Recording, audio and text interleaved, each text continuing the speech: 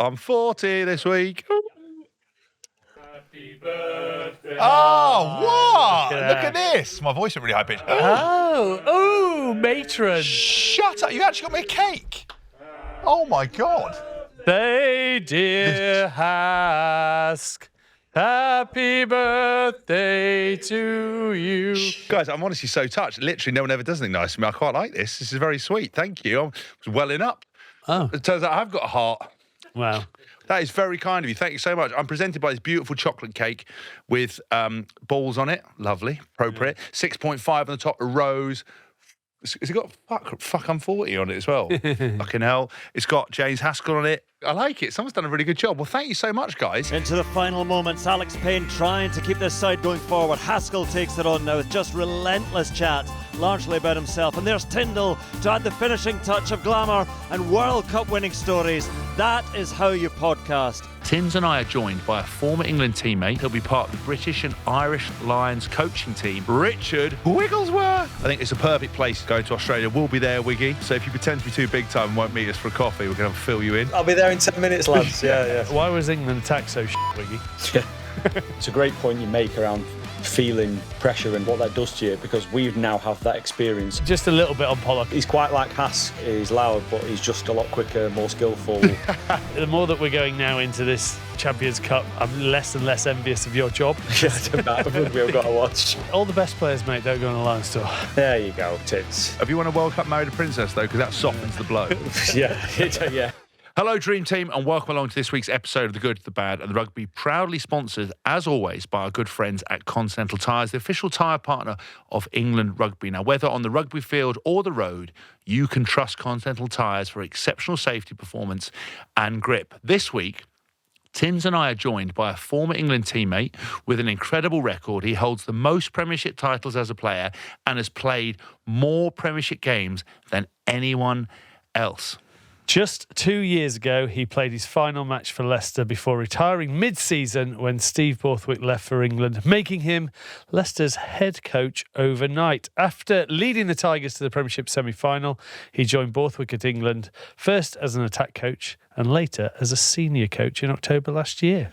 And last week, it was announced he'll be part of the British and Irish Lions coaching team. He's achieved all this by the age of 41. Of course, we're talking about Richard Wigglesworth. How are you, Farrell? Hello, lad. I'm good, mate. I'm good, lads. How are you? Hey, you look about 15, especially with that swept across barnet as well. What is that? No, yeah, look at it.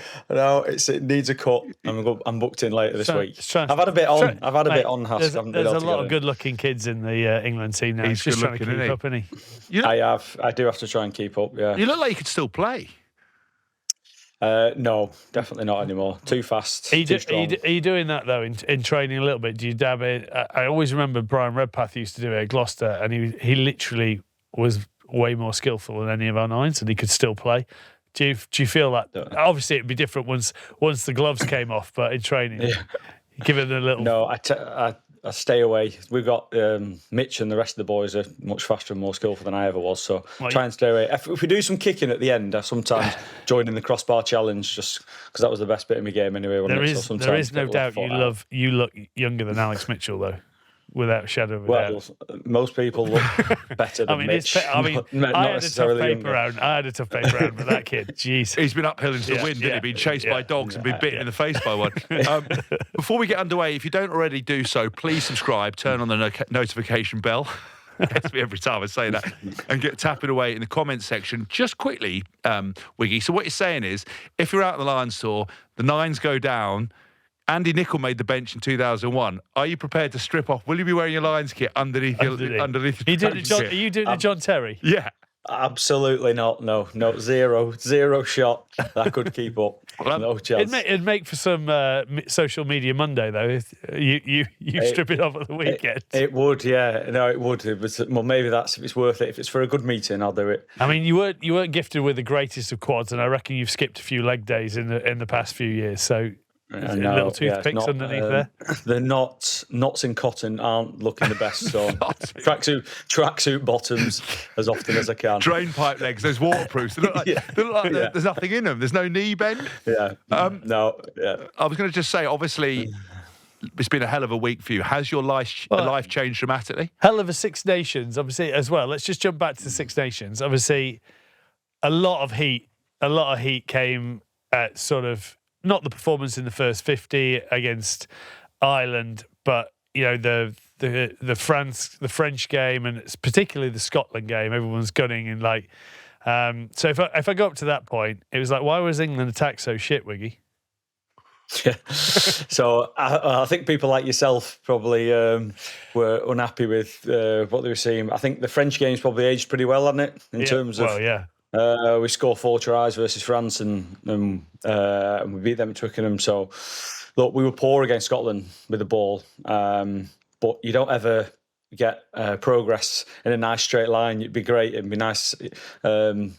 Easy coaching life if it was, and it's not like that. But what we did is adapted a couple of things, and hopefully the longer you have with the group, the better you get. And I think we worked incredibly hard, and those last couple of games we started to put out what we want it to look like. We were actually very supportive, myself and Hask, through that Scotland game, because I always try and push it on to people. It's like, you don't go out to play shit rugby. No one ever does, especially with the team that you've got. But they've also got to understand when you're under the cosh, because to be fair to Scotland in that first 40, they were good. You were under the pump a lot, and everyone just looks at box kicking and goes immediately it's all about box kicking. But sometimes when you're under that amount of pressure, you need to relieve pressure. The forwards need to get it out. You need to sort of have a break to sort of try and regroup and it doesn't always fit that side. I think you kicked the ball 35 times in the Wales game, and you only kicked it 38 in the Scotland game. So it is always a perception about, but it comes down to pressure and being in those situations.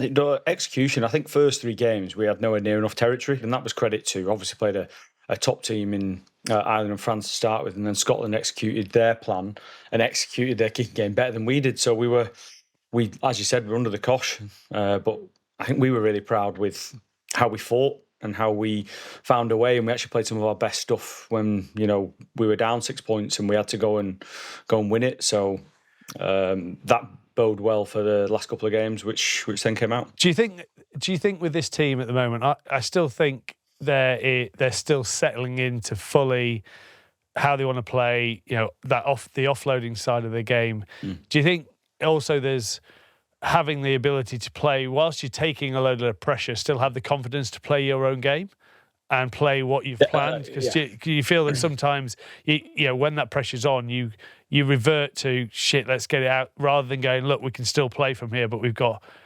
Is that a thing that's going to come as they get more comfortable, more wins? And I think we obviously took a team over in 23 that was more of a really short-term job that we knew that team was going to change dramatically post-World Cup, and now this is a sort of our second team that we are having to go through these experiences again. It's a great point you make around feeling maybe pressure and what that does to you, because we now have that experience of living that and getting through it, and then what are we going to do next time? What do we want it to look like next time, so that we don't tighten up and we still see the space and we still want the ball at the right time, which we will get better and better at.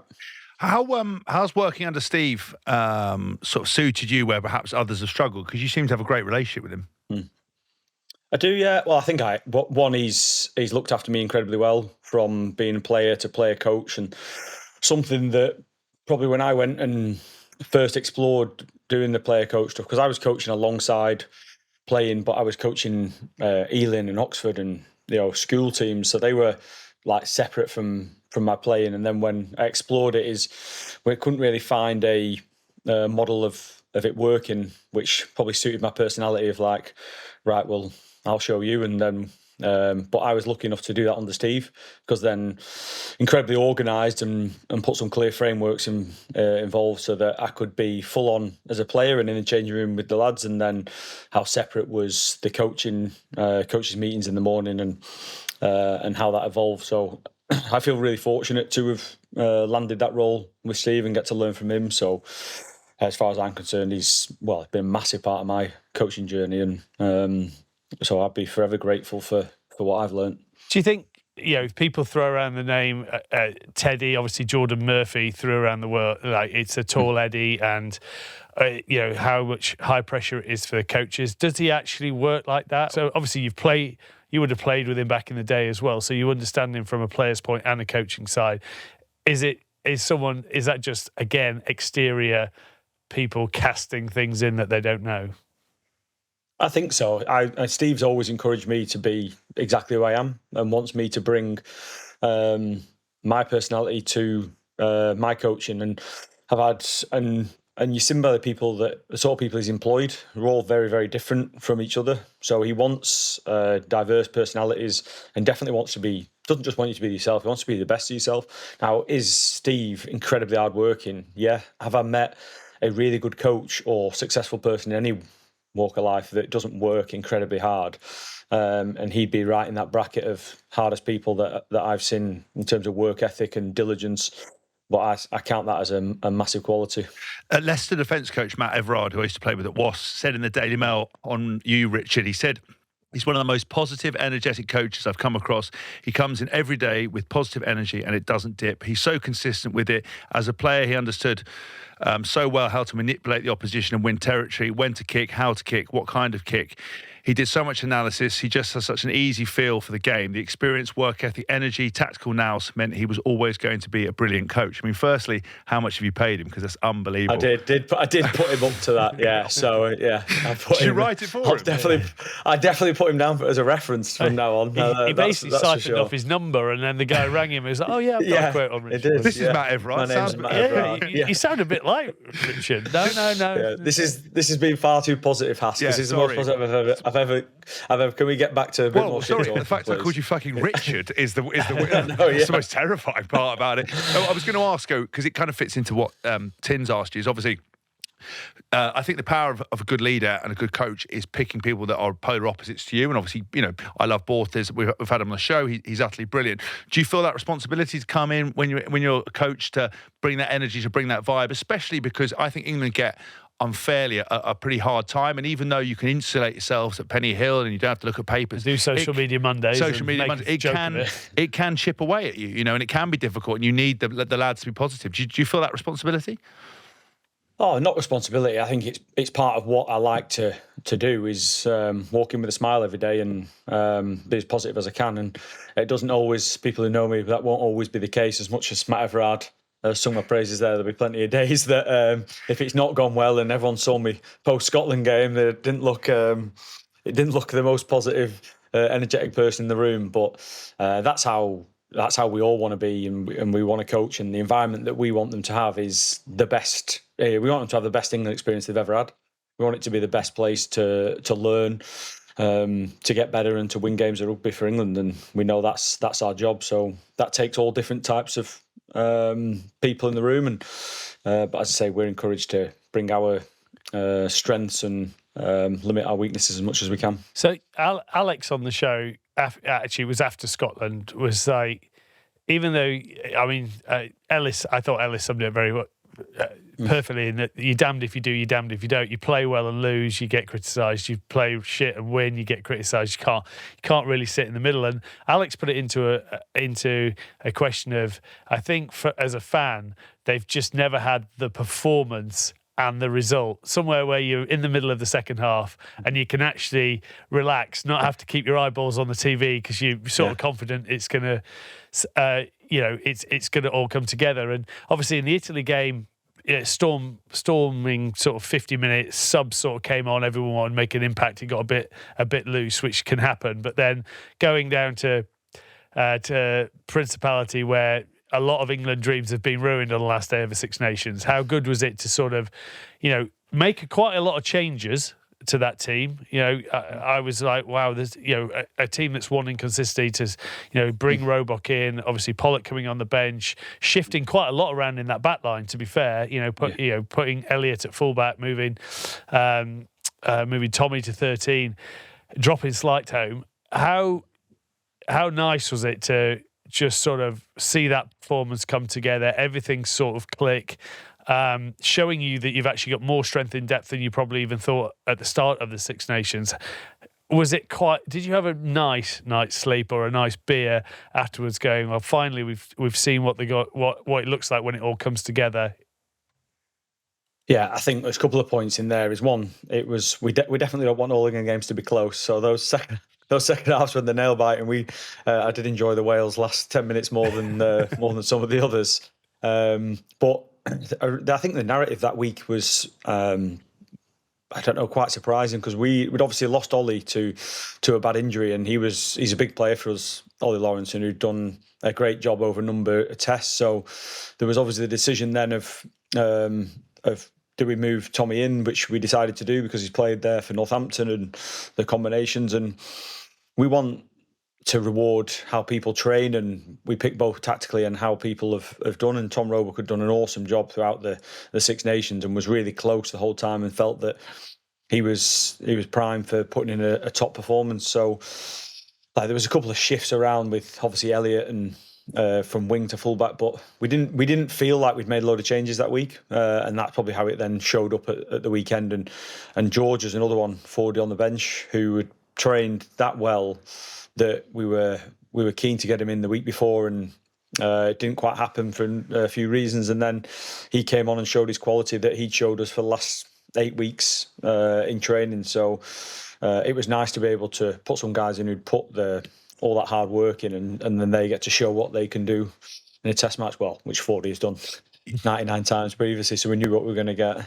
You must be very pleased how quickly Finn Smith has settled into the international fold.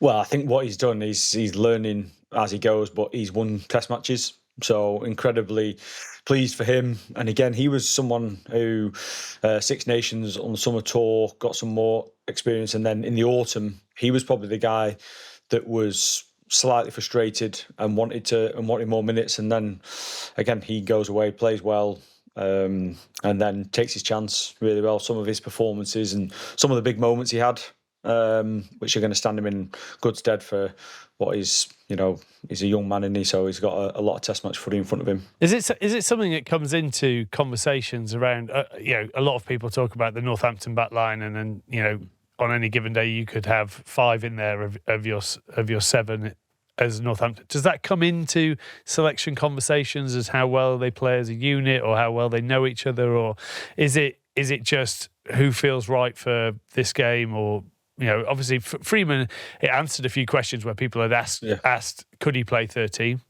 I think he's that type of guy who could probably play anyway because he's just an athlete. But does that come into it? Having a numerous from the same team? It does. I think cohesion comes into it and partnerships, and so Dingwall came in the team, and then so that decision to pull Tommy in, who is definitely capable of playing 13, as you said.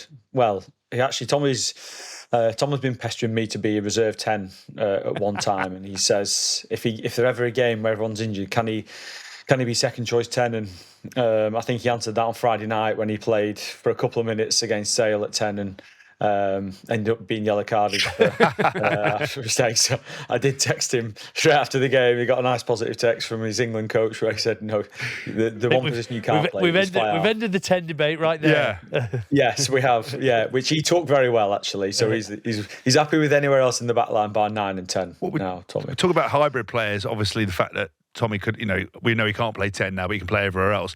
Guys like Ben Earl must have been quite fun practicing that tactically for the Six Nations. Yeah, and that's been going for quite a while, and I think it's also you get such limited time in Test rugby to go, oh right, let's just play Ben Earl at 12, but then he can cover there. But this has been going on a long time because it's how much time does he spend with the backs doing set piece D and set piece attack, and how much obviously he's got to spend his time, majority of time with the forwards, with his line out stuff and the scrum. So that's been developed probably over the course of a year where he's been covering that position and then just been Dret-fed in a little bit more, and we've gone a bit more 6-2, and so he's covered it more often and got a bit more time there. And then he actually had an awesome period of time in that game. I think I was up in the stands talking about how well he was defending, which is a difficult thing to do, to slot into set piece D, and he did an awesome job for us. I mean, I can't believe that he'd ever want to stay with the forwards and do scrums and lineouts. I remember during the... No, he's desperate to get out. He's desperate to get out. Because every time I look over the backs, they're playing kick and clap, laugh and clap, pass and laugh. And we're doing like ball pick and go, and I could never understand how they got away with it. Even when on the Lions tour, I remember I knew I wasn't going to play one game where there was a move where the 7 stood at centre, chipped the ball over the top, ran round and got it. And I was like, I think that's Tipperick. You're not playing. You're not playing. I'm not in. I'm not in. That's ruled me out. But he actually did it. Tipperick would have that move, grab it, chip over the top, run round and get it. And I was like, can I have a go? They're like, absolutely not. Hey, we'll come on to Pollock in a minute, but you've done a side-by-side video of you doing it for Stade we'll come on to Pollock, So give credit where I'll very rarely give you credit where credit's due, but you get it there. Can we just a little bit on Pollock? Obviously, game at the weekend again.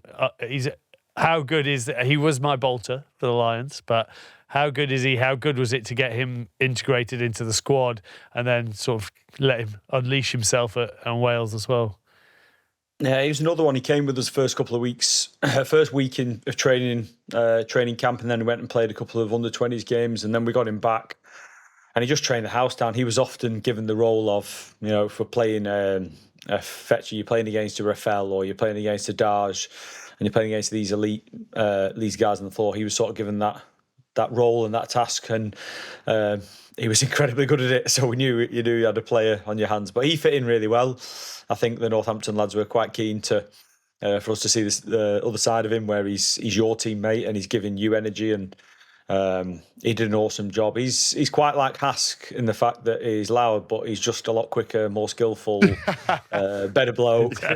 So he's not as funny. He comes in with awesome energy, and it was great. He got to show what he was all about for half an hour versus Wales, and then continued it at the weekend. Very interesting. He obviously did that amazing chip over the top try, and it was reminiscent of I had a young guy, James Haskell, playing for Stade Francais against Perpignan. Actually, did a very similar move. So if you check out our socials, no way, mate, no way. He's done a mirror side by side. Did you drop the ball and then it hit your foot? No, it wasn't intentional. Right. Shit you not. No way. Mark Gasnier, sidestep, gave me a pass. I picked it off my shoelaces, ran round, chipped over the winger, over the top, ran round, got it by the fullback and scored on the post. Now, the only caveat to that whole situation is we were losing like 25 points to 5 at the time. Okay. But I have to say I did watch it this morning, and it was okay. And everyone hates it. Wiggy, everyone fucking hates it. But I was the original person to do it, And it's for Stade Francais, yeah. I was the original. No forward had ever chipped until Haas did it. It's like his hairdo at the moment, Wiggy. Everyone's so upset that it's actually worked, and it actually looks all right. Everyone just wanted it to fall out. But my lid's unbelievable. Honestly, it's harder for me to go home on my own at the moment. Men and women. I've got a busy roster, but I want to just come back. Anyway, that's enough about me. Let's talk about Pollock. Enough about you. We're going to fucking talk about Pollock. We will. You get the teeth done. You'll really be on fire. I've had them fucking done, mate. I'm unplayable, chief. Honestly. Anyway, let's go back to Henry Pollock, because fucking hell, got to get going about him. Boring. Oh, Pollock, just fuck off. We've got a quote here from David Walsh in the Times, just to describe Pollock in his sort of pre-Six Nations training camp in Genoa. Is that right? Girona. All right, Girona. Yeah. David Walsh in the Times describes pre-Six Nations camp in Girona, translated by Richard Wigglesworth. It says, in one drill, Pollock holds a tackle bag as Ollie Chesham attempts to power past him. Pollock is allowed to stop Chesham, but has to keep the tackle bag between him and the ball carrier. Somehow he doesn't just stop Chesham, but strips the ball from him in the tackle. Word of what happened spreads like wildfire through the group. He knows they're not pleased. He carries on. The coaches put him to one side, telling him that he's too competitive. It can disrupt what they're trying to do and trying to get from the session. George Ford, his forever partner in the opposition 15, whispers that he should keep doing what he's doing. Pollock doesn't need much encouragement. I mean, that just sums up the kind of guy you want in a training session, isn't it? But I mean, he's got that in him before he becomes an older, jaded head, and then he gets fucked off with the other young players. He gets annoyed by the next young buck who's coming up. We all started there, mate. It was. I can't remember telling him to calm down. I was probably in the George Ford camp of trying to rev him up. I did. I think it was the Italy week. I think he turned over a couple of balls on strikes so that as a player, and we were all a bit like, oh, we want to get through, the 2 or 3 phases that you're trying to execute. But the best thing is that you get exposed for your breakdown, otherwise the move doesn't work anyway. So I think it was Ben Earl who got slightly annoyed with him, and I just whispered in his ear, well, fucking he's coming, isn't he? Yeah. So you best deal with it. But I love that though. The guy who loves a woo in everyone's faces. Yeah, exactly. Yeah. But I do love that with that level of competition, because you always see it, especially with the bin juice or the opposition 15. It's always bad when the defence coach has to say when you're in attack, calm down, you're ruining the session, like you're destroying the lad's confidence. I remember Simon Shaw, the maul stopper, he was in the bin juice second row. He would pull down every single maul, ruin every mauling session. Lewis Moody, if he wasn't involved, would just run in with tackle bags, like hammering people in the side. Do you remember? So someone like Pollock, I think it works a couple of times, but then you have to say, listen, mate, just fucking calm down, because we're never going to get through the session, because otherwise it's a nightmare. No, we're more about, you've got to deal with that yourself. If you can't touch the ball, if the breakdown's that quick and they get there, then there's not a lot you can do. So no, more power to him. He can crack on. We're taking a quick break to talk to you about Tilda rice. It's proper quality stuff, a real lifesaver when you're constantly on the go. Not only do they have a wide range of microwavable pouches, which are tasty, convenient, and ready in just 2 minutes. But their boil in the bag range means you can nail perfect portions with zero effort. I use this at Tyndall Towers every day. And actually, so do I. Do you know what? Because my daughter is an absolute fusspot, but there are a few things she does eat, and she loves the Tilda children's pouches with vegetables in them and the Tilda egg fried rice. No, kids are all over this at home, but can we please stop talking about it? It's been at least 2 hours since I've eaten, and I'm getting hungry. All right, pop quiz. Do you know how many grains Tilda mills a day in the UK facility? Oh, that's a good question. How many are in this bag? There's 10 million, 100 million. Try 16 billion, Michael. Blimey. No wonder they're the experts. And they work closely with farmers to source the best quality grains, and they are the first rice brand to be B Corp certified, meaning that they meet high standards of social and environmental impact. It's great to see you're caring more about the social and environmental impact. Well done, you. Well, I'm learning from the best in Tilda, so if you want to elevate your plate, please choose Tilda rice. So if we fast forward it then, obviously, I think you finished on a high for England, and obviously in the best position we've finished for a considerate period of time. How does then it go? How did the Lions thing come about? Do you have to ask for Steve Borthwick's blessing for the Lions? How does it all work? And then how do you sort of explain the story of how they let you know? And yeah. So I wasn't expecting anything in the same way we'd not heard by the end of the tournament. I didn't know what the process was, but I got a call on Monday late afternoon. Say I was in the garden with Margot, the youngest, kicking a ball about, and she wanted my undivided attention. But when Faz's name popped up on my screen, she didn't have it.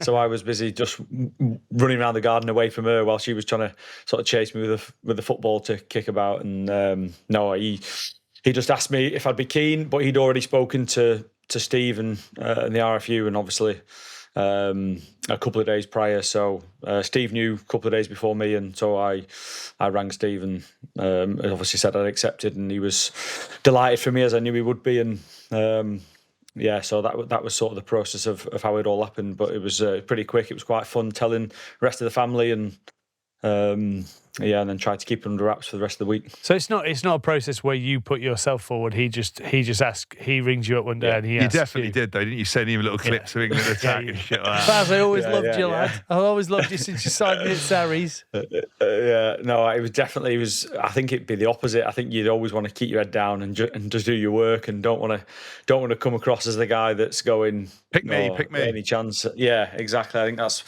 probably the opposite of what you of what's going to get you on the plane. So yeah, unexpected, but as proud a moment as I've had in rugby, really. I think not stopped smiling since. Can't wait to get going. Met the other coaches last week, which was class, and we had a good couple of days leading up to the announcement. Is it still exciting?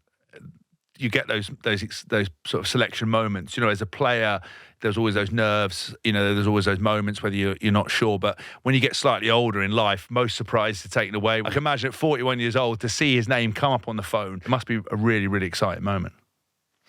Yeah, even when his name flashed up, I didn't know if this was going to be I'm taking these other guys because of this. I didn't know what the thing was, so we had a bit of a general catch up, and then it went quiet, and he asked me. So I didn't know until he uttered the words. So yeah, I couldn't stop smiling. A few expletives, and it was a great moment in terms of how you feel. It was the same as what you get in those moments that Hask that we've had, the elation of being selected for something that you've worked incredibly hard for. This similar to that feeling, and never lucky enough, never good enough to do it as a player, and now get to go and work with some, obviously the best of the best, is incredibly exciting.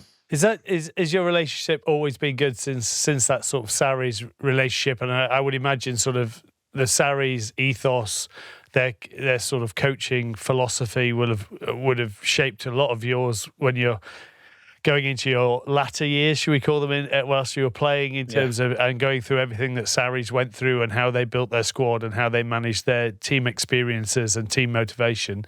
Is he still a guy that, outside of all this, you still chat with quite a fair bit anyway?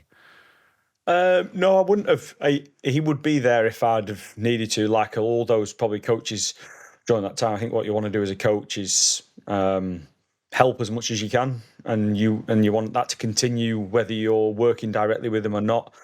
I'd love to feel that anyone that I've worked with as a player can pick up the phone and ask me anything if they want to get into that stuff. And I definitely picked his brains when I was still playing a couple of times, sat down with him, he gave up his time, as did numerous coaches. I knew this is what I wanted to do. I knew I was meant to be a coach, and that was what I spent my latter years doing, coaching and meeting as many people as I could. And Faz was one of those that I met a couple of times, who gave up his time and taught me through some of my questions. But I'd say that was the same for loads of coaches, and I think that's most people who get into coaching want to help people, and he's no different. How close did you get as a player to being a Lion? No idea. Probably not that close. Hask, I was never. 2017, the one that you went on, I wasn't involved in the England squad, but I was at Club Sarries when we were winning, and I got back into the England team the year after. So, but I wouldn't hazard a guess on if I was ever in a conversation or not. It wasn't really on my radar. Was it a disappointment in your career? Because you seven titles. How many Premiership games? Hey, don't worry. All the best players, mate, don't go on a Lions tour. There you go, Tins. Have you won a World Cup married a princess, though? Because that softens the blow. Yeah. They're all princesses. I keep telling you this. Rest of your lives, a bit better. Having a professional moat clean is slightly different than fucking, But we won't go on. But what was that sort of a real regret of yours? Did you sort of have that disappointment? Are you now kind of excited that you'll be part of it in some capacity? Well, obviously in an amazing capacity as a coach, really, to shape the way the Lions play. Oh yeah, huge. I think probably during my career, I don't know about you, Hask and Tins, I was always I'd set goals that were probably too hard to achieve. So I felt like I always had to chase something. So that would have been one of them that I failed to achieve. But I probably failed on many, to be honest, because they always set the bar so high that I had to work, which is the same as what I do now. And but. To answer your question, I'm absolutely delighted to be involved. It's probably going to be. I just can't wait to get going and work with, as I say, the best of the best, and incredibly proud moment to be asked. But now it's time to deliver the highest standard of coaching and help that I can. How does it work? How do you shape what's going to suit these players? Because with England, you can look at the team, tick at the team sheet, and pick an attack that suits the players you've got. Because there's nothing worse that we were in England sides where they tried to make us play the All Blacks, and we had front row that with hands like bag of dicks that couldn't do anything. You know what I mean? So there's no point. We had a back row. We had a guy in the back row as well. We had three lads in the back row, except for Minty. Minty was the only one who could do it out the back door pass. But do you know what I mean? I just wonder how do you strategize that? How do you get into that? Is there a sense of nerves as well around it? Yeah, no, there would be. I think. Well, firstly, it'll be Faz set the parameters of how we go about things, but rest of the coaches, he's asked us to be incredibly cohesive. So that's on the agenda now, to spend time with those guys and talk around what it's going to look like, what's going to suit us, and how we best work together. I think he said, I don't want them working in silos. I want them the opposite of that, which suits me, hopefully down to the ground, that we're all across everything as much as we can be, and work out the best way of doing things. And what does that look like? How many times is that virtual meetings after each weekend where you talk about players, or do you know what that looks like yet, or is that still to be? No, it's been still to be determined, but it'll those conversations obviously already happened when we got together, and now they'll ramp up a bit in terms of virtual meetings, and then I'm sure there'll be face-to-face meetings in games we go and watch together, and keep in regular contact with each other that way. Is it exciting? Because obviously Six Nations is finished. Every man and his dog is putting out his Lions 15. You get to be the one in the process of actually putting the 15 together. How good's that? Yeah, well, it was I went to my boys' rugby club on the Sunday, and I'd obviously found that on the Monday, and the announcement was a couple of days later, and you just got the dads walking up to you going, "Hey, what would you do at fly half in Lions, and what would you do this?" And I'm obviously saying absolutely nothing, and keeping tight-lipped, which they weren't happy with. But at that point, they didn't know, so I'm going to have to. I went to rugby this Sunday and hood on, back of the pitch, trying to avoid any questions of anything. So that'll be me for the next period of time. We've picked ours on Howden. I've put quite a lumpy bet on it, and I'm sure I can shave a bit off for you. So if you can just look at it and make sure that happens, I'll sort you right out. Okay, I'll take a look, and we'll talk how much of that lump. Do you want to go through it, Tins? What's our GBR Lions? Just to give you we also do have to take some heat in terms of, it's like, well, guess who they support? Yeah. Yeah, so it is what it is. Who do we go for? We went for Genji, Sheehan, Stewart, Marrow, Chesham, and then we went Earl and Tom Curry, Doris, Gibson Park, Finn, Russell, that is, Bundy, Hugh Jones, Blair Kinghorn, James Lowe, and Tommy Freeman. Tommy Freeman. So if you can make that happen, that would be obviously lovely. You can't go in favour. I mean, obviously, 70 players in the mix, but do you know it's not a bad side? Not bad. Well, I think you could name another 15 with completely different players, and you could name another 15 who could be different players, and that's the beauty of this, isn't it? Is that you're looking at the calibre of players we have available from across 4 teams, and it is awesome. So part of the reasons why it's so exciting. And I think this is one of those classic Lions tours where people can play themselves into test spots on a midweek game.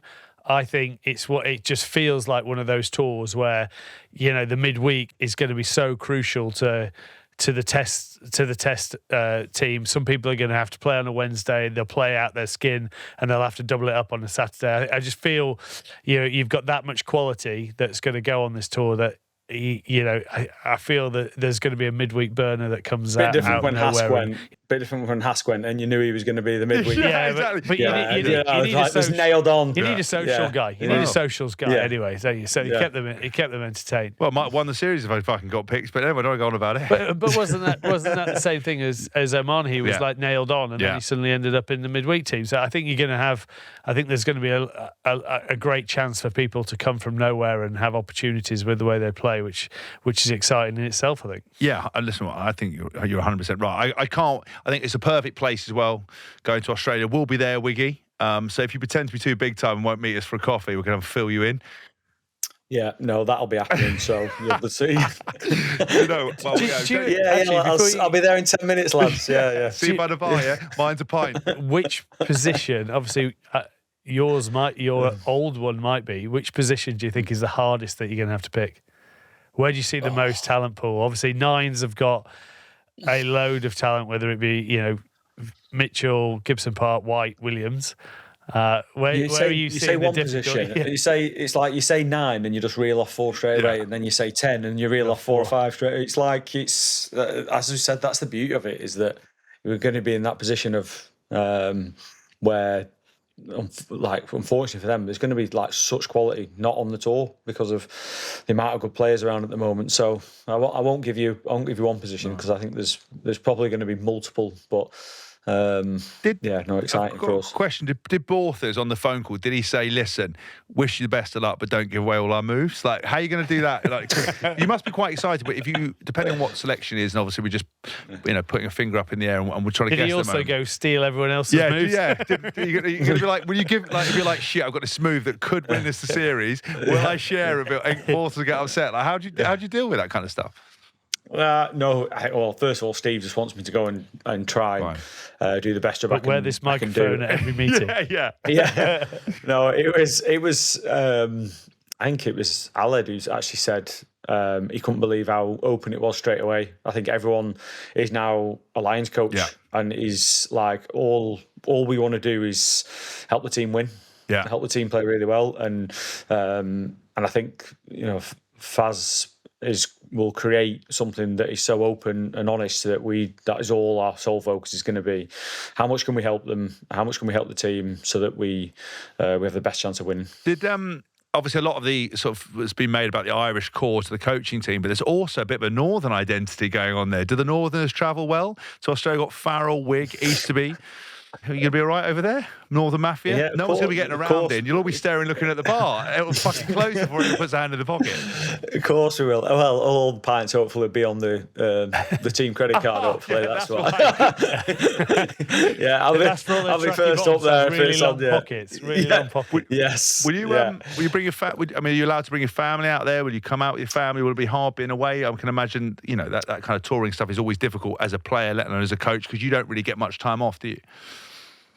No, look, it's part of coaching is that you're busy, but you wouldn't change it. But from what I understand, families all welcome and all be encouraged to come. So I think my 13-year-old lad and 14-year-old daughter will be mad keen to get across and see Australia. So I think Mrs. and that. I think she's less keen to bring the 5-year-old on a 24-hour flight, but needs must. I'm taking all mine, so. It's going to be. Yeah. Oh, yeah, but you'll be in like first class. And taxpayers' money. Taxpayers' money. Yeah. How did that turn so quickly? The four nannies. The four nannies would be like, Have as many Can I as you want? see them in a couple of weeks? Have as many as you want. Doesn't I was matter. going to offer one for your kids. Fuck, lad. Please. I'm sorry, Hask, but the bigger boy was upsetting me. I got to travel with that thing. I know. I mean, that's the worst thing. No, that is devastating. Yeah. But I am such a good tourist. Are you? I mean, obviously from the tours and stuff you've been on before. I don't think there's anything like the scrutiny that the Lions have. Do you have sort of ideas in your head as well? We talked about you bringing the energy. How you keep the guys? Obviously there's not only for motivation, but how do you keep that focus through that? Have you guys talked about kind of that level of scrutiny that's going to happen? No, we've not been through it yet. And obviously, Faz has been on tours before, and he's the guy that will set the tone for everything in terms of what we do. So he's experienced in what the Lions tours all look like, but. We're pretty set on it being an awesome experience for everyone involved. So that'll be the main protocol, and we'll adjust as we go for what the lads and the touring party needs. Well, look, we wish you the best of luck. We couldn't be more excited for you to get onto the Lions coaching staff. We'll be there. I will come for a coffee with you. Of course you will. In your full stash, so everyone knows you're a Lions coach. 100%. And if you can reef as many tickets as possible, that'd be helpful as well, yeah?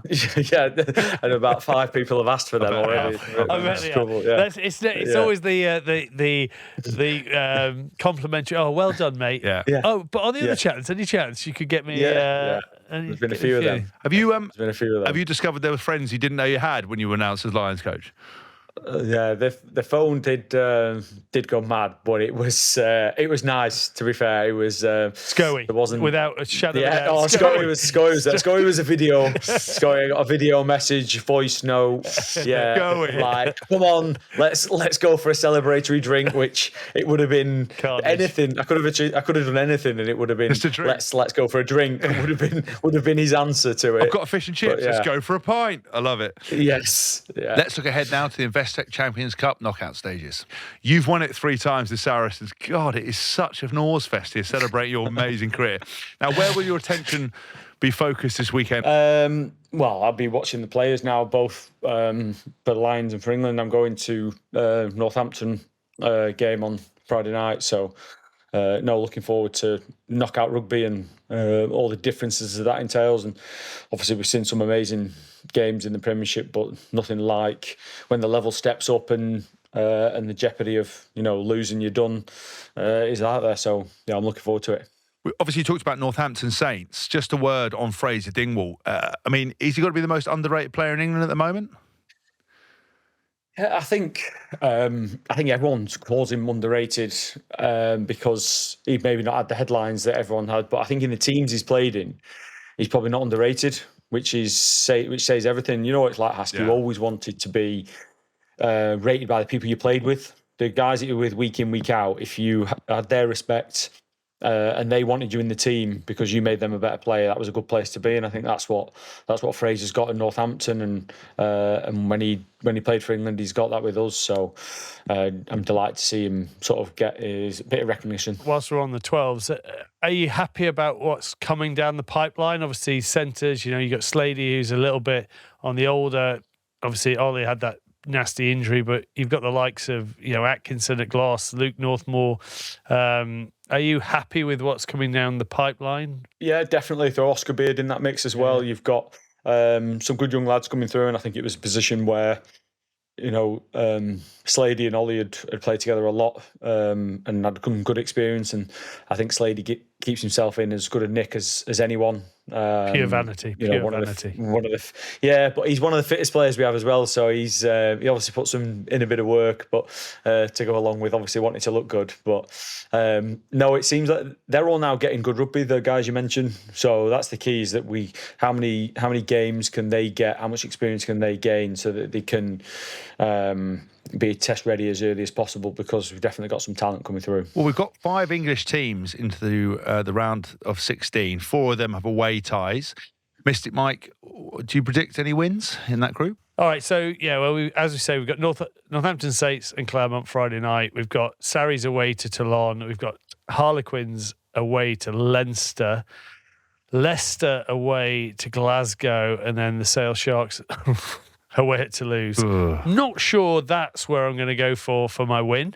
Look, I think Leicester going to Glasgow could upset. Obviously, disappointing result at home this weekend, but they have the potential, having gone to Northampton and given them a good stuffing the other week. I feel Quins will struggle at Leinster, but I think Sarries could go to Toulon and do a job there. I think their experience in terms of away matches in competitions in knockout rugby, I think they could go and do that. But I think that would be Leicester and Sarries are the only two that possibly could upset the apple cart. Wiggy, are you allowed to predict, or is that not allowed as a coach? I don't know. Well, yeah, 5 English wins, is it? That's how I can predict. Yeah, fine, perfect. Yes, I can predict. Well, we're just actually touching on Toulon versus Saracens. Obviously, Mar Nonu playing potentially at 42. He's the oldest top 14 player of all time. You think he's literally got nothing else to do? Yeah. It must do. I played with Mar at the Ricoh Black Rams. Obviously, played against him loads of times, the All Blacks. It wasn't like he wasn't a physical player. Yeah, I know. How is he still going? But is that? Do you think it's a little lie on the passport? Well, but normally, if it's a Pacific Islander, they normally lie the other way. So he's probably 52. I feel it was 20 years ago. We had it on the pod the first time. I think we did. Obviously, that's a massive game for Sarries. Obviously, Jamie. I think, fortunately, Sarries have to rest Jamie George and Maro Itoje for the game as part of the PGP, which is the players' welfare thing. It's a bit mad that they have to do it. It'd be frustrating as a player, Tins, wouldn't it? Yeah, but yeah, of course it is. But also, it's part of the plan of trying to keep players. Yeah. Give them the breaks that they need. We all say that they're overplayed. So, unfortunately, it's got to give at some points. It's not ideal that, it's Sarri's choice to do it on this game, isn't it? He could have done it in one of the games already. But, it's just something we've got to get used to seeing more and more. Obviously, that's a massive loss with Maro's leadership as well on that game on the weekend. I mean, how impressed, Wiggy, were you when Maro was made captain of England? We didn't really touch on that when we spoke. Oh, he did a brilliant job, didn't he? I think he was obviously talked about how proud he was to do it, but he put in real effort to the role, give it proper consideration of how he was going to lead during the week, and lent on his other senior players. But the big thing is how he played. So it didn't come as a burden to him, did it? It came as like, this is going to get the best out of him. And he'd be a guy who leads with his actions. So we were delighted with him on and off the field, but the examples that he shows and the amount of experience he now has, there's not much he's not seen and done to be able to lean on him in that way. When I sort of, I saw it first with Dylan Hartley, he kind of talks about the 9 to 5, which is, what everybody sees. I think captains, people kind of forget it's a full-time role and you have to think a lot more about it. And it's actually more of the 5 to 9 stuff where how you want to speak to the team, what kind of leadership you want to be. You saying that he sort of really applied himself with that? Because I think sometimes people are made captains, it can often be ceremonial, but in your point of view, he really was setting the agenda, setting the tone, understanding what the coaches wanted, what the players wanted, and being able to communicate that all together. Yeah, he definitely had gave it a lot of consideration. He'd obviously, I'd say Jamie had done that before him, and Owen before him. So he'd had great examples of what that looked like, and obviously great. He'd learnt under those leaders as he went, so looked in a really good position to take it on and do it his way. And he did that as well. He didn't try and be someone he wasn't. He didn't get that bit a bit wrong either. He got that bit spot on. So he did an awesome job for us. Just also in that game, obviously for Toulon, you got Ben White playing, potential for the Lions, but depending on how top 14 rolls, those finalists could be missing for the opening sort of, the meetups, and then potentially if you go further down those knockouts, you're missing a couple of games. Is that really going to affect those players? Not from what I understand. I think it was everything's on the table, and we go out and pick the best players we can, and obviously Faz will decide what that looks like come the end of it, but it definitely wasn't something that was a consideration in first initial talks about it. Right, because there is obviously there's another massive battle within that as well with Sales. Game out in Toulouse with Willis and Curry, another sort of mouth-watering matchup for people to sort of dig into.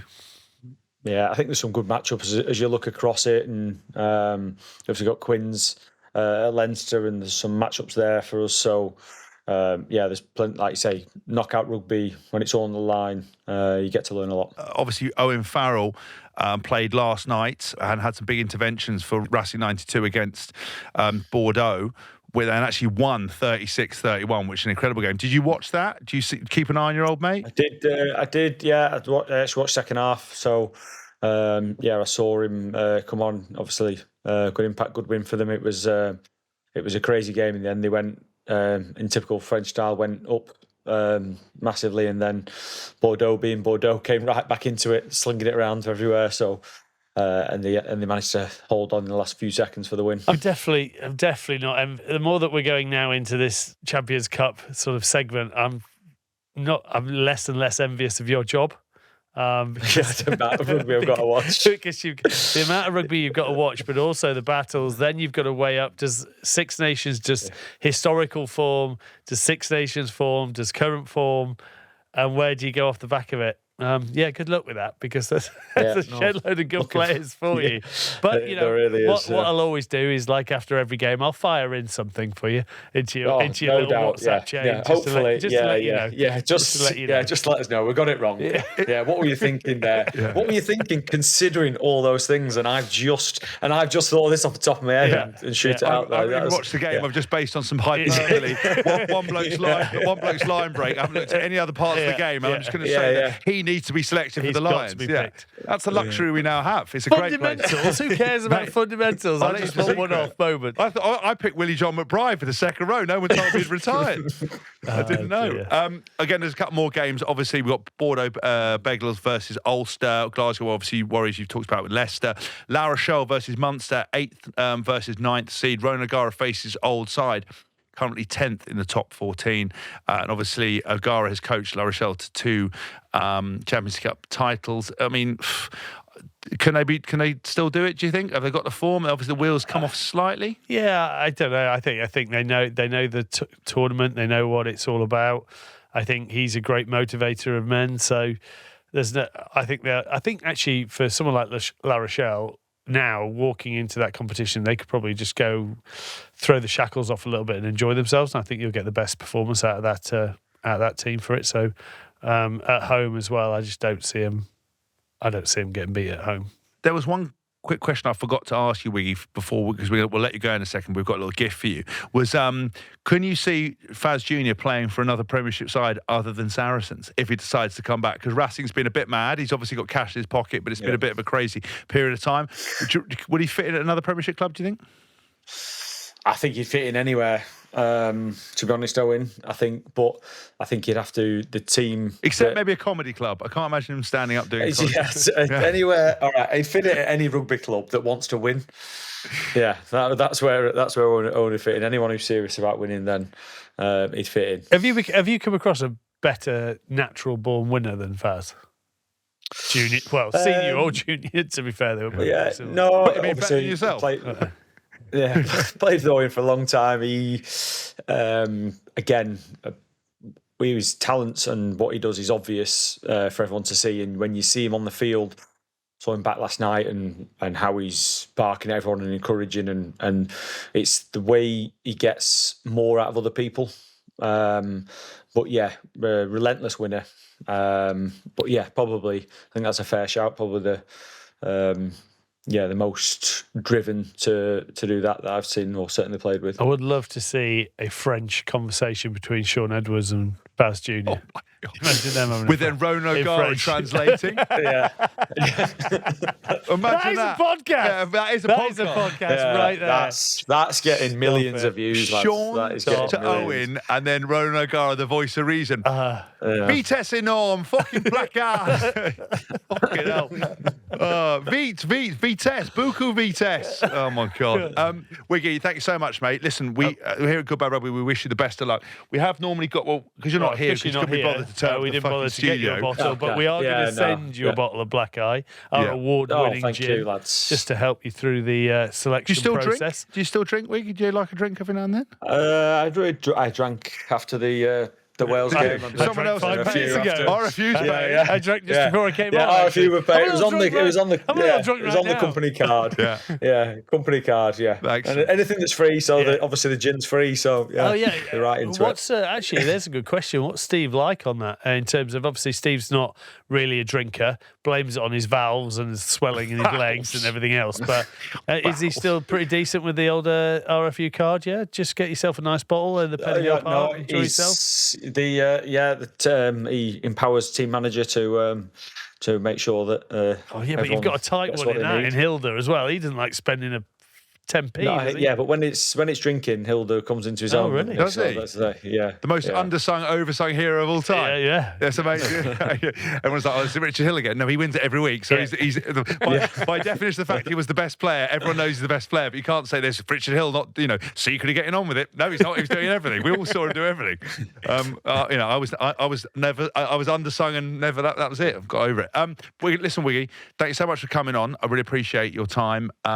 Good luck for the Lions tour. We will be out there. We wish you the best of luck. We'll see you. We could derail you on that tour, I reckon, our kids. And we've always been a fan. I'll borrow those nannies for the kids, actually. I've booked that in. And we've been a massive fan. They come at the price of going out with me.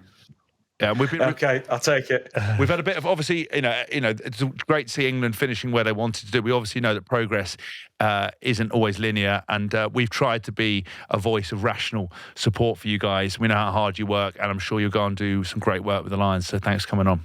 So appreciate nice. it. Thank you very much, lads. No problem. He can be nice, you see, Wiggy. He is nice, secretly. Cheers, Wig. See you, brother. Mate. Thanks, bud. Cheers, mate. Bye. No problem. What a great guy.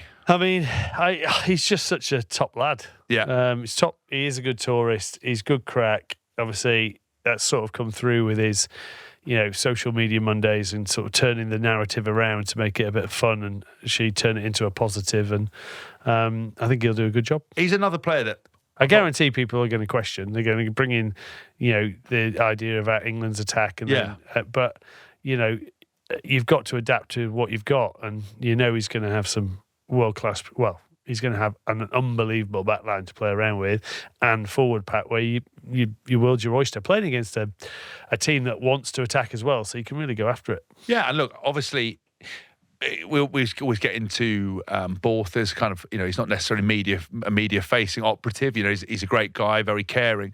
But Wiggy's got that real nice charm, that warmth, that energy, and I think he will be an amazing addition. Because, listen, it's tough when you're on the Lions tour. You've got the motivation to go and play. But like anything, it's a long period of time. It's like almost 8-9 weeks, I think, away. I'm not exactly sure the times, but it's tough. So you need people like him in there. It's quite an unplayable partnership, Faz Senior and him. Yeah? Very smooth. Yeah. Both will look really good in a suit. Great in a suit. Do you reckon Wiggy will wear a suit? Or is a tracksuit? He's more of a tracksuit operator. Do you have to? You need to play off the Faz. Faz can be in the suit. And, I think Faz is all straight business, Lord business, and I think Wiggy will be on there in his little drain pipe waterproofs, helping pass, catch, running around like a whippet, I imagine. Yeah. In other news, Bill Sweeney survived. He did. You're welcome, Bill. Yeah.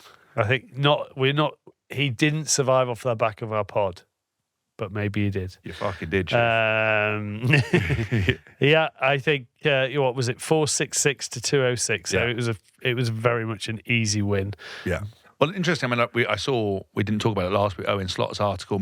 Owen certainly has all the questions, but he didn't feel that anyone got the answers off him. But I mean, it'll be interesting to see if all those facts and bits are true. What he does moving forward. That is my problem at the moment. Is everyone fires questions, but no one gives any alternative answers. Yeah.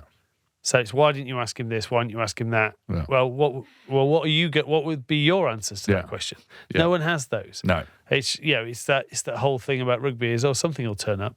Yeah. Well, we've been saying that for 26 years and nothing's turned up. Well, maybe something's going to turn up soon, but we'll wait and see. We'll wait and see. As you can imagine, we would ramble on and on, competing for our voices to be heard, if it weren't for our team calling time on us every week. But that is all about to change thanks to our new partners at Watches of Bath. Whether you're looking to purchase or part exchange your timepiece, or simply want the chance to win your dream piece, Watches of Bath has you covered. And it's with thanks to Watches of Bath that every month we will be putting one lucky grassroots player to the test alongside one of the team, all in the name of winning a cash prize of up to £5,000. 5 bags? 5 bags, helping to take their club to the next level or have the social of the decade. And it's now time to make the draw. Let's spin the tombola. Amongst the clubs in the draw we have Orkney Rugby Club, surely the most northern club in the draw. I'm rooting for them secretly. Merside Island RFC. This club is based in Merside Island, which is the UK's most easterly inhabited island. There you go. And Barter's Butts have produced some of the England internationals, such as Tom Wood, Neil Black and Andy Good. Oh. But, go on and ask, who's it landed on? Well, it's landed on Aylesford Bulls RFC. They'll put funds towards pitch improvement and fixing the floodlights if they win. No team social for them, but well done. We will play with you next week. We'll contact you this week ahead of next week's show. You'll be playing Who the Ruck Is That? You'll need to identify up to 6 mystery rugby players based only on the clubs they have represented in their career. Don't worry, if you've entered your club, you will still be in the draw for next month's competition. So if you think you have what it takes, please head to the link in the episode description to fill in the entry form with your club name and the details for your chance to win. All entries have to be UK-based and it has to be money used for the club, not personal use. Thanks so much, Michael. What a fantastic show. Well, it just seems to run smoothly. Oh, it does. It does. Without hyperbole and difficult questions. Long may that continue. I know. He's away. Let's keep him permanently away. He's on a ski trip, darling. I'm a ski trip, darling. I'm just taking the family over to Portugal. Lovely. We love tobogganing. This Father's Day, Sunday the 15th of June, give your dad the gift he'll never forget. Good Bad Rugby live at Hampton Court Festival. Get your tickets now at hamptoncourtpalacefestival.com. That is hamptoncourtpalacefestival.com. The three of us, live in action, photographs, chances for us to be even more loose when we haven't got sponsors involved. Now, and a reminder that you can watch the podcast on Spotify as well as on YouTube. Don't forget to subscribe. Leave us a review, good or bad. We'll take it, and follow us on social media for the latest rugby updates. Do get in contact with us using the email info@goodbadrugby.com. That's info@goodbadrugby.com, and we do read out the questions on the lock-in sometimes. We're keen for feedback, both negative or positive. It'll all get read out or ignored, or we'll come around to your house and fill you in. Thank you as always to our sponsors, Continental Tyres, the official tyre partner to England Rugby. Remember, if you're looking for an award-winning tyre that can keep up with your every move, look no further than Continental tyres. We are a Folding Pocket production. This episode was produced by Tom Snacks Evans. You've been listening to The Good, Yay, The Bad, and The Rugby, Oof, with Alex Payne, James Haskell, and Mike Tyndall. Thanks for listening.